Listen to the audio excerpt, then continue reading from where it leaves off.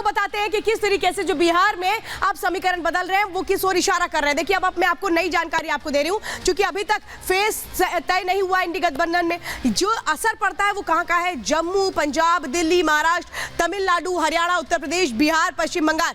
बंटवारे की जो लड़ाई है 284 सीटों वाली, वो इन राज्यों से होती नजर आ रही है। अब इन राज्यों में जो सीट शेयरिंग फॉर्मूला है वो तय नहीं हुआ है। यहाँ जो पार्टी है वो पार्टियां चाह रही हैं, चाहे वो कांग्रेस हो या फिर आम आदमी पार्टी हो, आरजेडी हो, जेडीयू हो, ये जितने भी पार्टी हैं वो किस तरह से अपनी सीटों को ज्यादा करना चाह रही है। लेकिन इस बीच कांग्रेस क्या बड़े दावे कर रही है ये अब आपको बताने चले जा रहे हैं, क्योंकि कांग्रेस सबसे ज्यादा सीटें लेने की कोशिश कर रही है। जो कांग्रेस है वो क्या कर रही है? कांग्रेस महाराष्ट्र में 26 सीटों का दावा कर रही है, तो इसी तरह से बिहार में 9 सीटों का दावा वो कर रही है।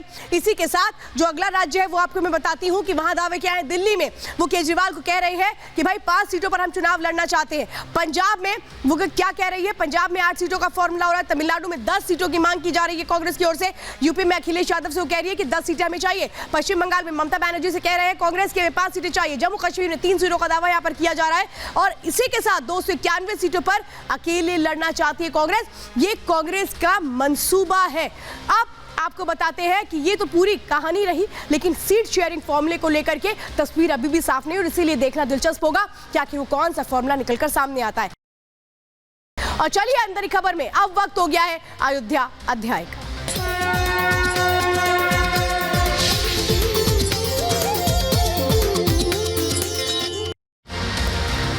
अध्याय में चलिए आज आपको बताते हैं गर्भगृह के अंदर भगवान रामलला की जो मूर्ति है उसको जब स्थापित किया जाएगा तो वो जो आसन है वो खास तौर पे स्वर्ण जड़ित आसन जो तैयार हो चुका है, उसको बकायदा किस तरीके से आगे बढ़ाया जा रहा है वो तस्वीर सामने आई थी जब वो आसन हमें देखने को मिला था। गर्भगृह के अंदर भगवान रामलला की जहां पर प्रतिष्ठा होगी उनकी प्रतिमा को रखा जाएगा, और वो जो प्रतिमा है वो देखिए जो अब मैं आपको आसन दिखाने जा रही हूँ, इसी आसन पर विराजमान होंगे भगवान रामलला, जिनकी प्रतिष्ठा के साथ यहाँ पर दर्शनों का जो सिलसिला है वो शुरू होगा। और इसीलिए बेहद अहम हो जाता है कि हर एक वो तस्वीर जो अयोध्या से निकल कर आ रही है वो कितनी अहम है। ये देखिए मैंने भी आपको दिखाया वो आसन खास तौर पे किस तरह से तैयार हो रहा है, स्वर्ण जड़ित आसन होगा, और इसी तरीके की बहुत सारी जो तस्वीरें हैं वो सामने आएंगी, क्योंकि बहुत करीब है प्राण प्रतिष्ठा का वो कार्यक्रम जो होने वाला है। तो अंदर की खबर में आपसे इजाजत लूँ उसके पहले हर दिन की तरह वादा, अपनी सेहत का ख्याल रखिए, खूब खुश रहिए, क्योंकि नया साल शुरू हो चुका है